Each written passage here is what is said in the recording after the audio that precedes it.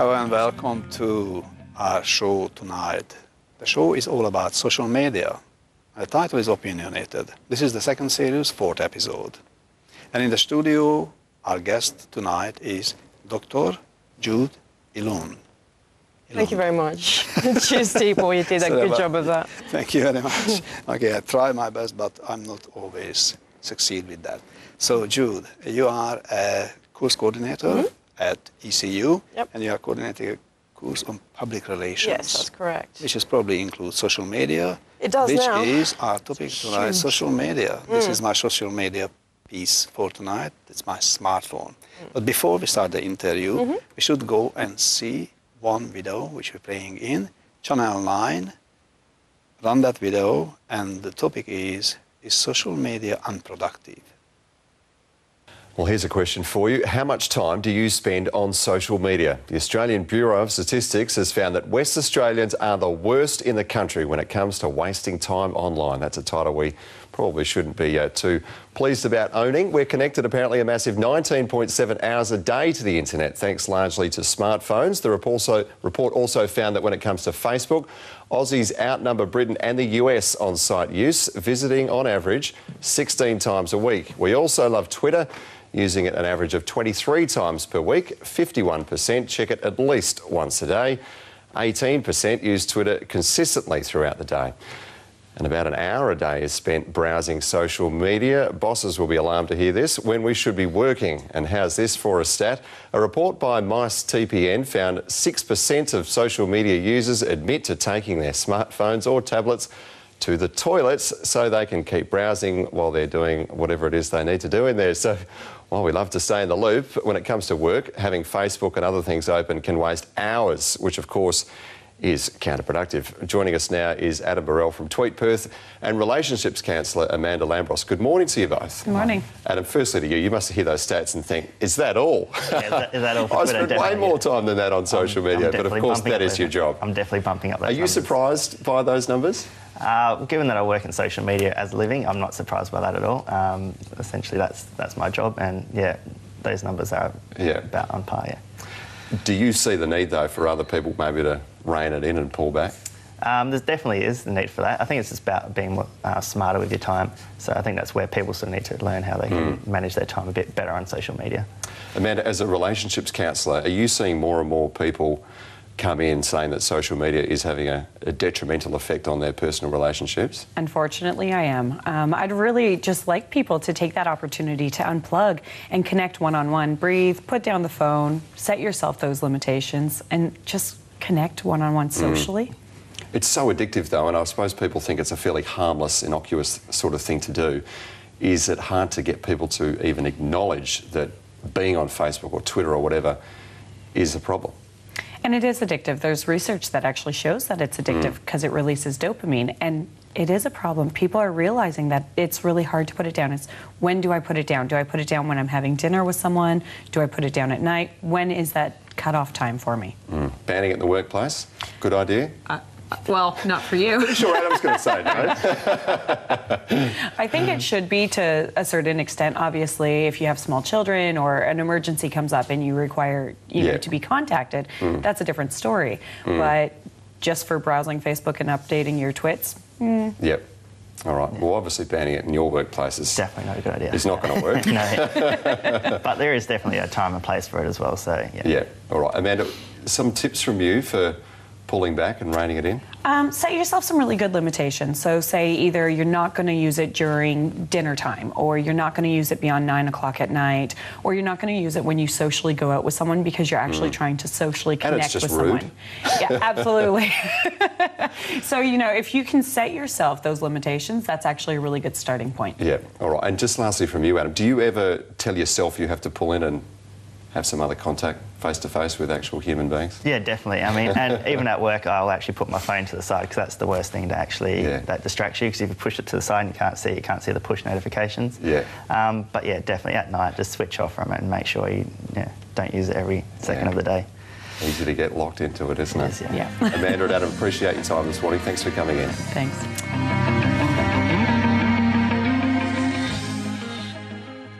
So what do you think, Jude? Yeah. Is social media need to be productive, or it is really unproductive? It's a really interesting framing expression that we use, I think, That's in our from China, society. sorry, not from us necessarily. Yeah, I think our society's got this thing where we have to measure productivity, and it's a horrible part of business speak. Before we get onto the social media thing, that notion of productive time and unproductive time, like what is productive time? Does it have to be work-based time? Does that include leisure time, et cetera, you know? So Definitely gardening. that's productive time? Yeah. I think so. Depends who you are, I suppose. For me, it's too productive. Too productive. I don't like it. Yeah.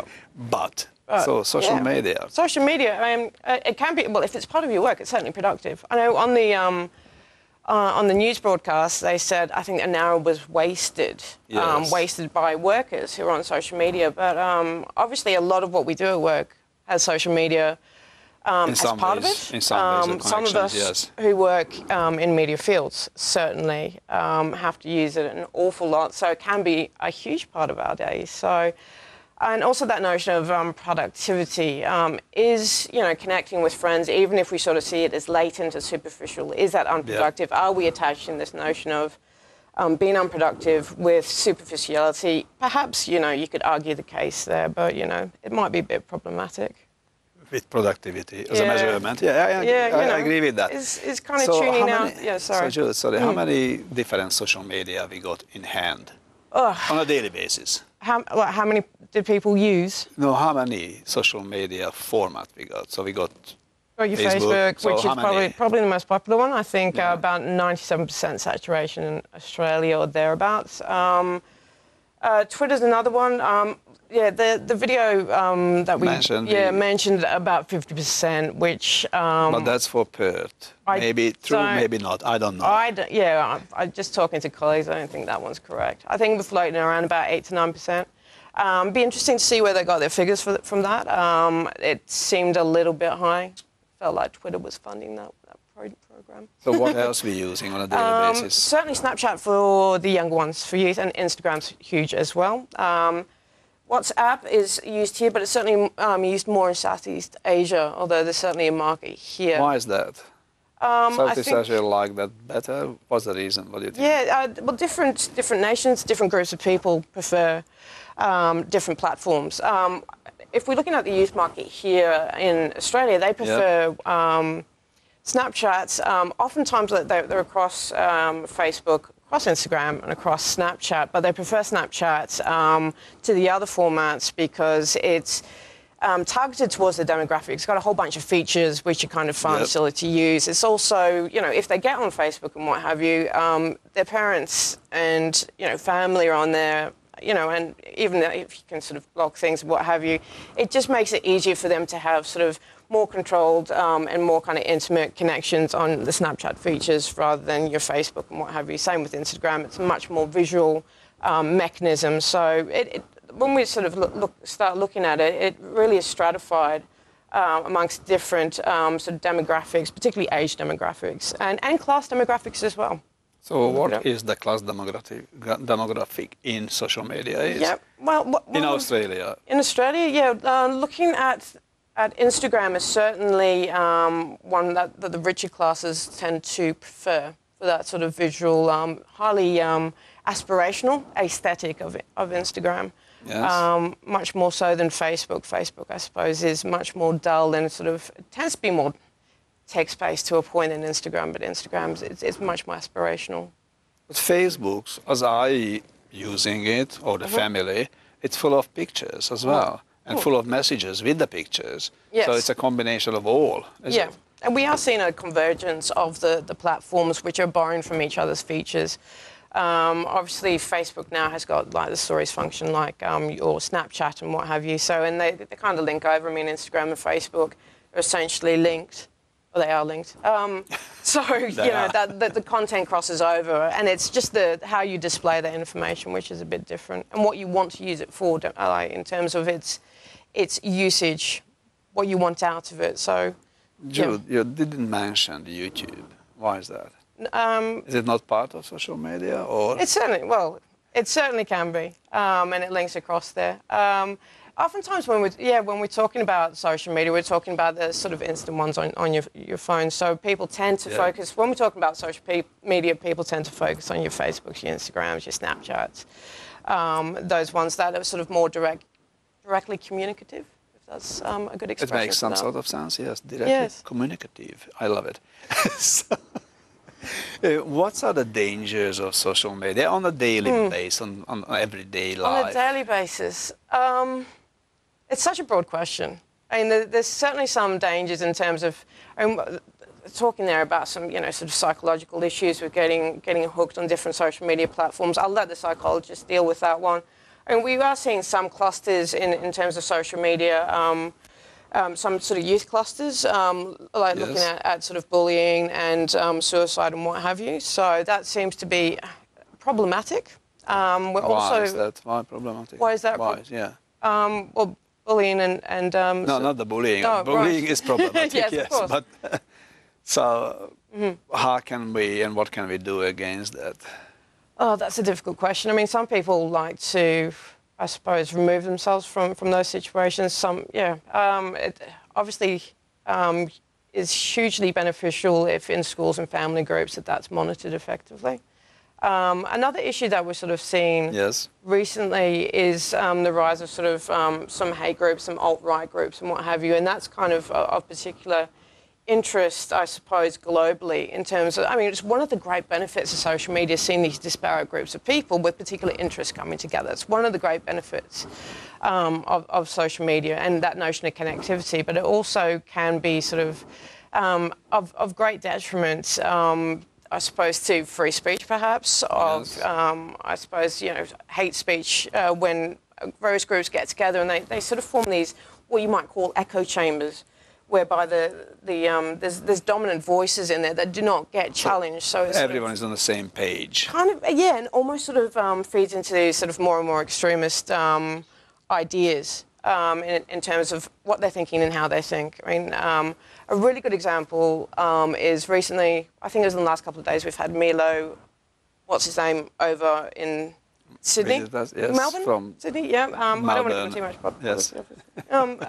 But those type of groups, which sort of are very, very vocal and very prominent on social media forums, and they sort of, we sort of saw them very active in various election campaigns like Brexit, as well as the recent US election and what have you. I mean, we can talk about Russian bots as well, but maybe later. That's mainly Twitter, is it?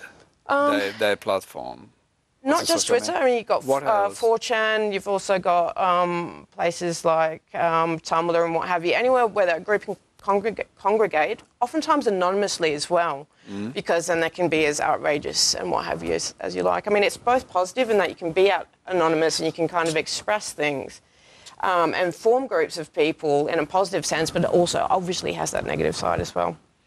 Jude, it's a question. A year ago or 2 years ago, Twitter was not so high and it's dropped.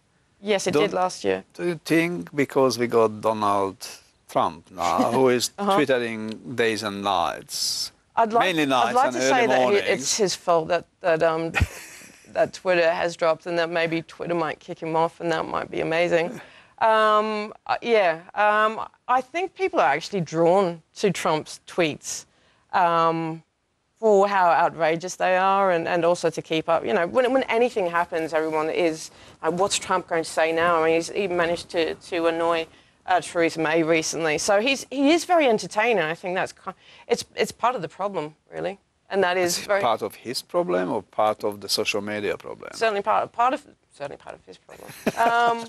Why? I mean, he is just the president of the United States of America. So no responsibility attached to that.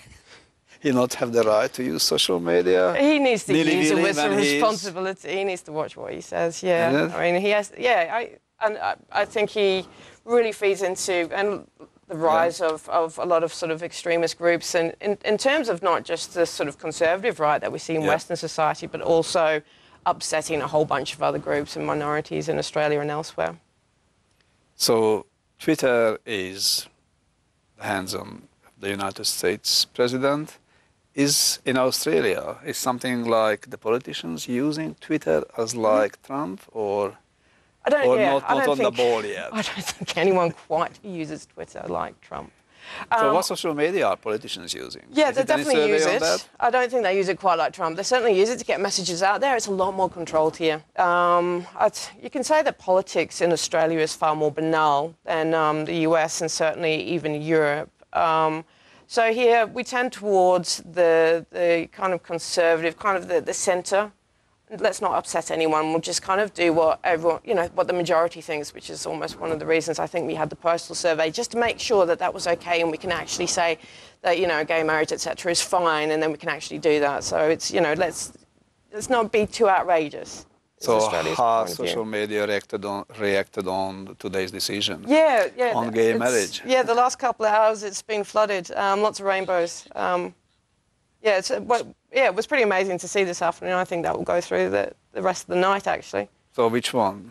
Facebook, Twitter? All of them. Or all of them? Yeah, from what I can see. Yeah. What's your message for social media users? If you can give some advice.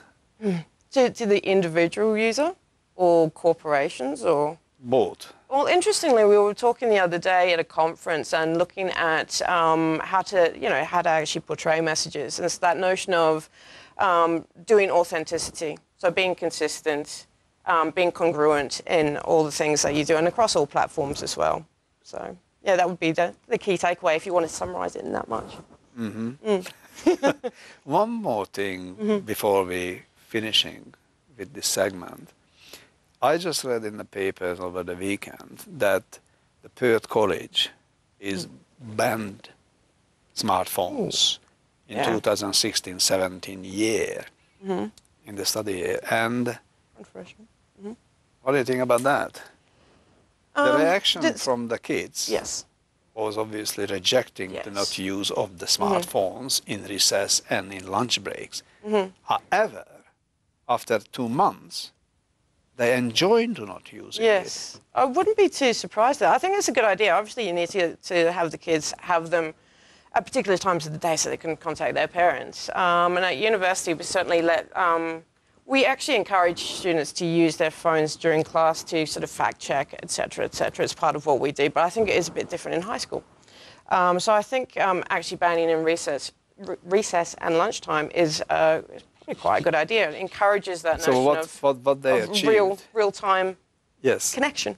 Yes, they wanted to, and what they achieved with that, they got productivity to studies go up with 60%. And what did they say was productivity?